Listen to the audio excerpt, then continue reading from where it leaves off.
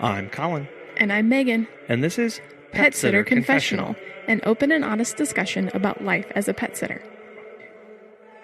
Hello, and thank you for joining us on today's episode. It is Monday, and we hope that you are doing well wherever in the world that you are.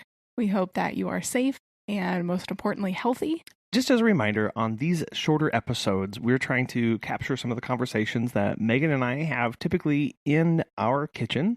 Megan brought forward some topics today that she wanted for us to discuss, and so I think with our downtime right now, whether you have a little bit or a lot of downtime, it's a good idea to be thinking about what you are going to do when this is all over, because right now it might seem kind of doomy and gloomy, but this will end and we will be right back to pet sitting and dog walking like we were before. right.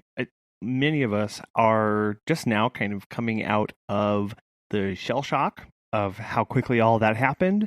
And even though there are some continuing lockdowns and further enforcements of those globally, it looks like most governments at least have a handle or some idea of what's going on. Many are passing stimulus packages and relief packages to go to small business owners, which thankfully we all get to participate in that. Even if you're an independent contractor, this is one of the first times that there have been relief bills, at least in the United States, that target gig economy and independent contractors to allow support for them.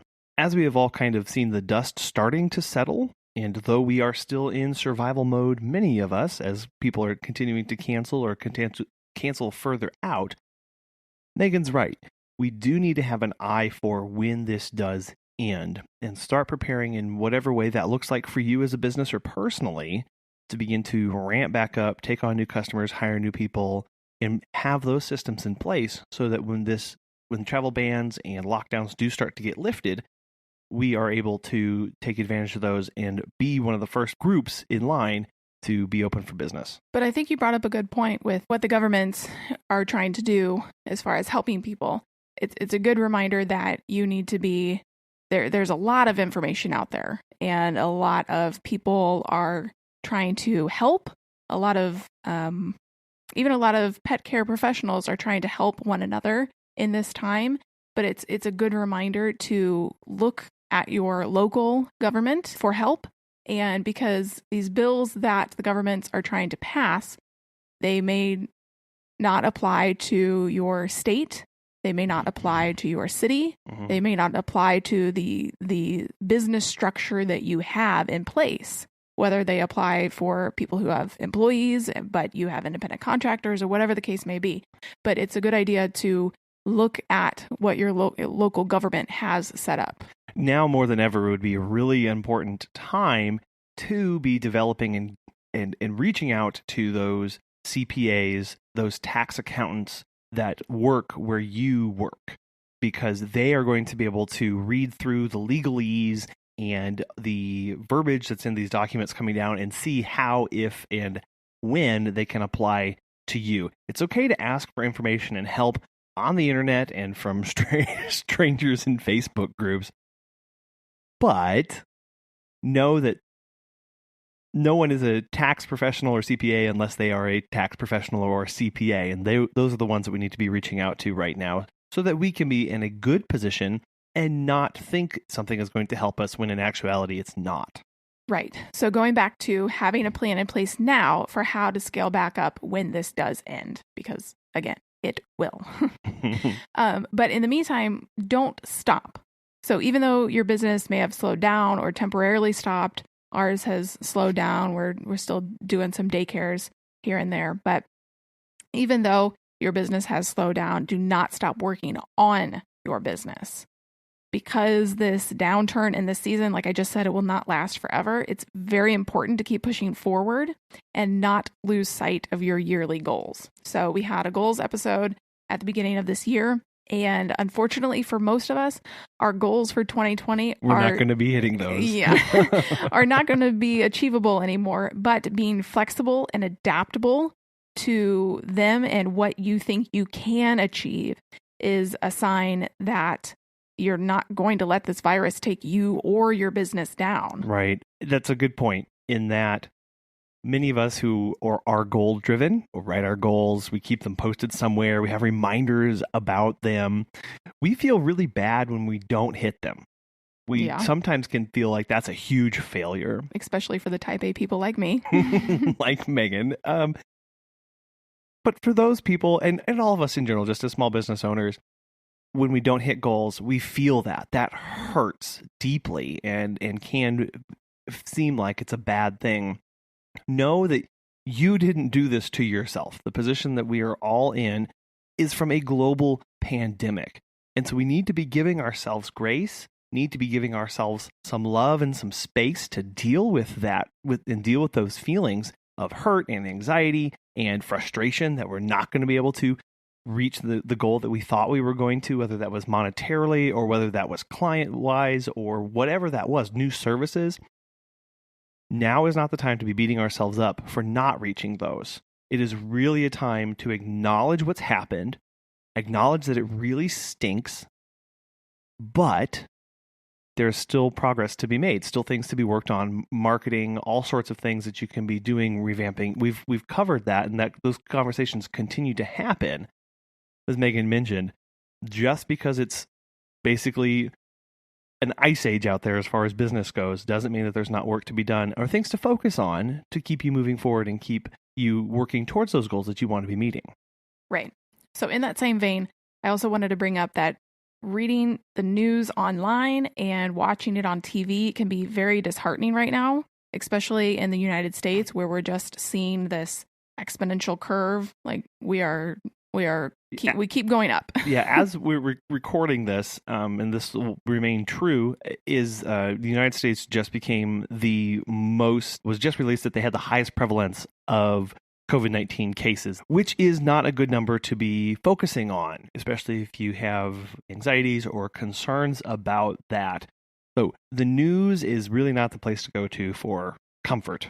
Right. So setting a limit on your social media each day will really help you to not burn out of the COVID-19 madness. Right. I think I talked about last week, I was kind of over this and I'm still kind of there. It's just, it's all basically all consuming, but it doesn't have to be. You don't have to let it consume you. Right. And our last interview with Kelly Hayes Rate on Friday, she touched on that. There's a lot of things we can be doing right now. We can become news junkies, news zombies, where all we do is just take in all this negative, all this bad news constantly.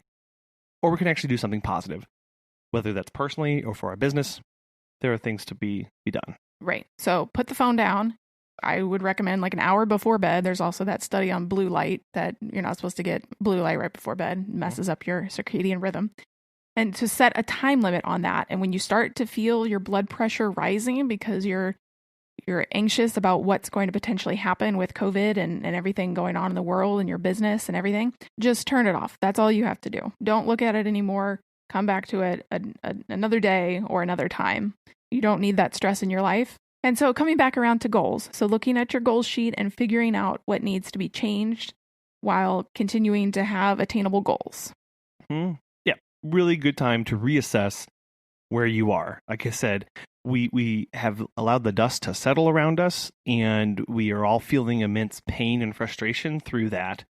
It's okay to reassess your goals at this point. As Megan mentioned, look at them, open them up, and say, okay, I said I wanted to get 5 new clients every month. Is that still attainable reasonably right now? If not, that's okay. Readjust and start planning for something a little bit different. We've said it a few times, and we'll continue to say it. Things will look differently on the back end of this, both business-wise, business structure, and personally. And beginning now, as I think this whole topic is wrapped around, is now is the time to be thinking for the future and how we want that to look personally and business-wise. Right.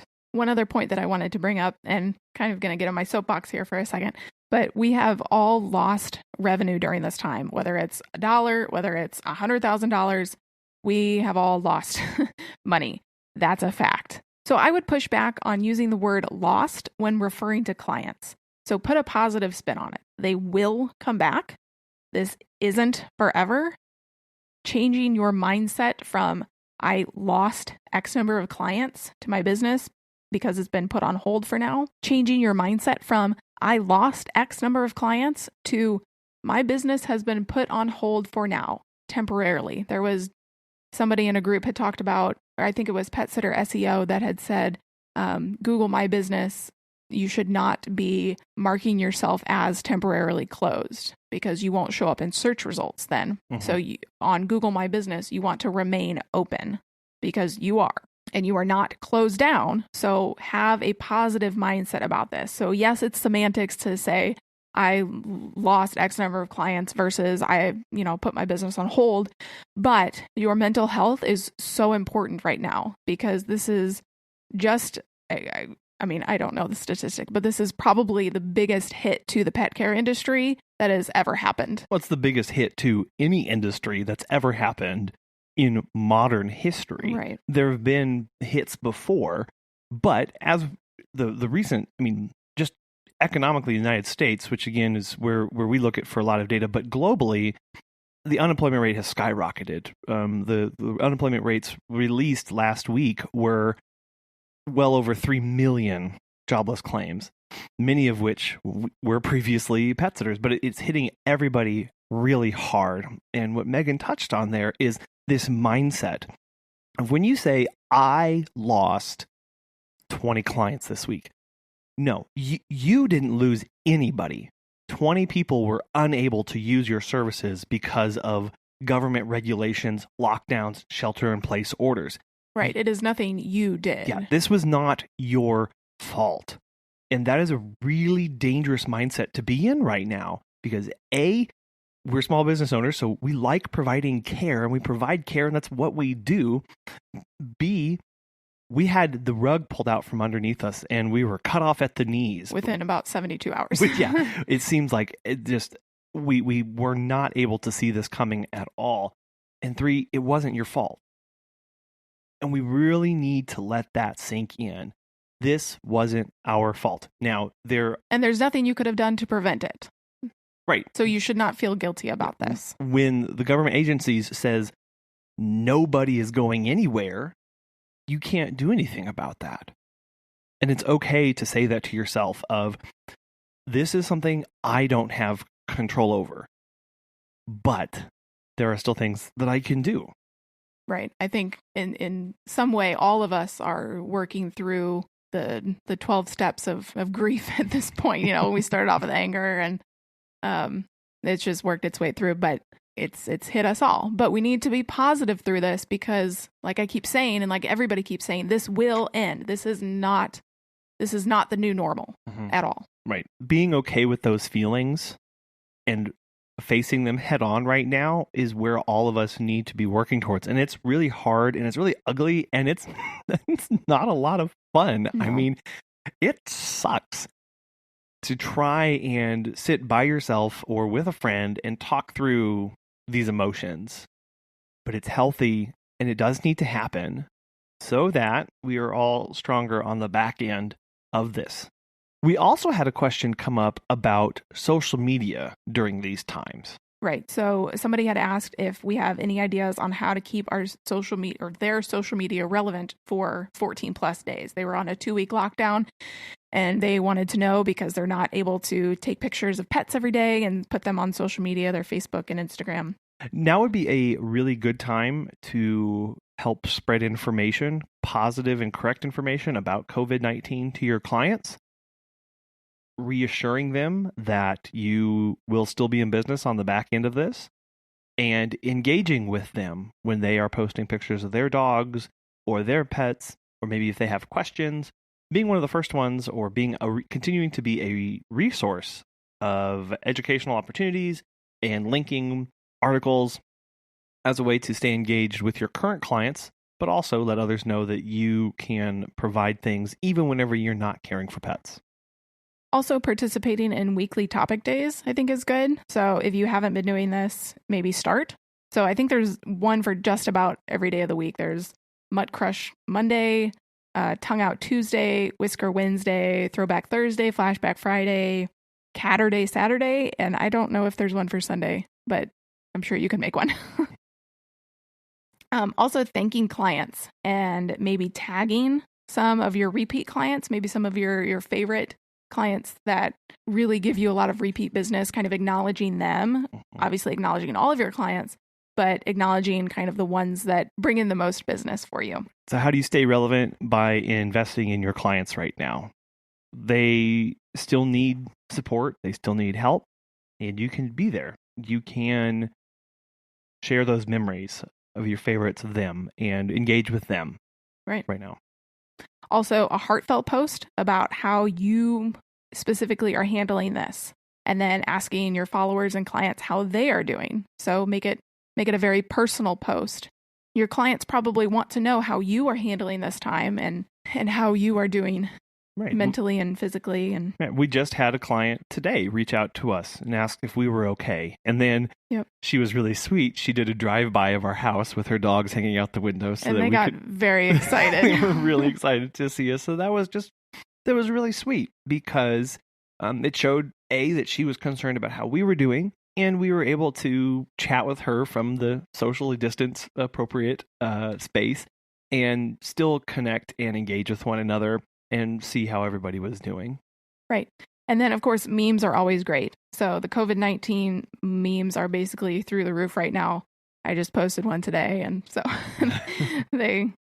people like them. Also, a lot of people have been posting ways to support small businesses during this time and ways that clients can continue to support their businesses, whether it's gift cards, liking or sharing your content. It doesn't have to be monetary to support a small business. Right. As is probably very evident to a lot of people. But, people may ask, how can I continue to support you right now? And whether that's gift cards or that's just sharing your content or giving recommendations to people for whenever this all does let up so that your name is in front of more people whenever the opportunity arises. Right. And lastly, I think one of the best ways is thanking healthcare workers because they are the real heroes in all of this right now. They are taking care of the sick COVID-19 patients, and hopefully you are able to take care of some of their pets. So you're really helping them out right now as well. Mm-hmm. One of the things I wanted to bring up today was how everybody is handling being isolated in their home. And the question I have is, do you have a routine in place? And just the immense importance of this. I was just talking with somebody recently who 2 weeks into their quarantine and isolation has just now started to develop a routine. And they were surprised at the difference that it made in their day. When they previously were waking up before the routine, they felt like there were too many opportunities or too many options for them. And so they just went through the day of, well, I don't know what to read. I don't know what to watch. I don't know what I'm going to do next. And they didn't get anything done. That's a good idea to have a plan then, to plan out your day. Mm-hmm. And absolutely. Yeah. Plan and then stick to a routine. We all used to have routines of what we used to do in the mornings and then what we knew where we were driving to next and what we needed to have to stay organized and who we were supposed to be contacting. And now we don't have that anymore. So, at least to the same extent. At least to the same extent. How do we translate that into whenever we either don't have any business or we're required to stay home? Still get dressed in the morning, you're going to do something. Still brush your teeth. Still brush your teeth, right? If you haven't been working out, maybe add in a 30-minute workout somewhere in the day and know what you're going to be doing throughout the day and plan it out. That doesn't sound very exciting whenever you can't go anywhere, but trust me, it really does help you have just a little bit control over your time. There are so few things during this crisis that we have actual control over. It is very mentally relaxing to know that you can control something in that it's your time and you can tell it what it's going to do and what you're going to be doing with it. Right. Well, and even if you're a type B person who kind of just likes to fly by the seat of their pants, still do this because it's mentally beneficial. Yeah, mentally beneficial for you. But then maybe do that 6 days a week. And then the other day, the seventh day, you just watch Netflix all day or whatever. Like you don't have any goals for that day. So you don't have to be type A person, check things off your list. Every 15-minute kind of organization. It's okay to have days where you do nothing but where all you do is watch Netflix and binge on Oreos. That sounds like a great day. But don't make that every day. For your mental health, for your physical health, and for your overall well-being. And for your business. And for your business health. Having some sort of structure and routine that's predictable for you and for others around you is is I can't say it enough. I really can't say how important that is for you as a person right now. So do you have any recommendations for people while they're stuck inside their homes during this time? Well, so I have recommendations as far as things we're listening to or things we're doing or things we're interested in right now. And I do have one. Those of you who grew up in the 90s probably remember Reading Rainbow. Yes. Yes. And you may be wondering whatever happened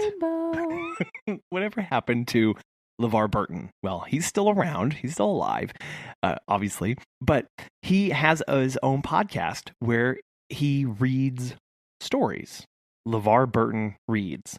They're more adult, so don't think they're all kids. They're definitely not. But they're short stories, and some of them continue into 1 or 2 episodes. But they're generally around 30 minutes.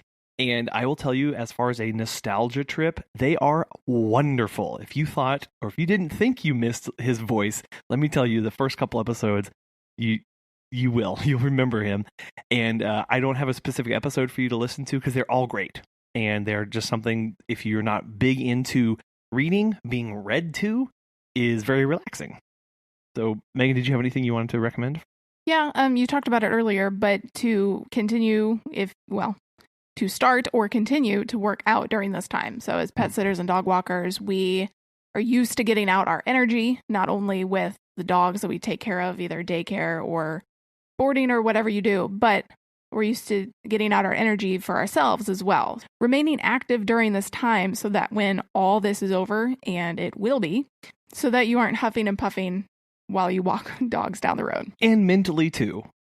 Physical exercise has shown to support and enhance mental health as well. Right. So when you are feeling stressed, you're feeling anxious, you're feeling uneasy about everything going around, do a 20-minute workout of some push-ups, crunches, and some dips using a chair.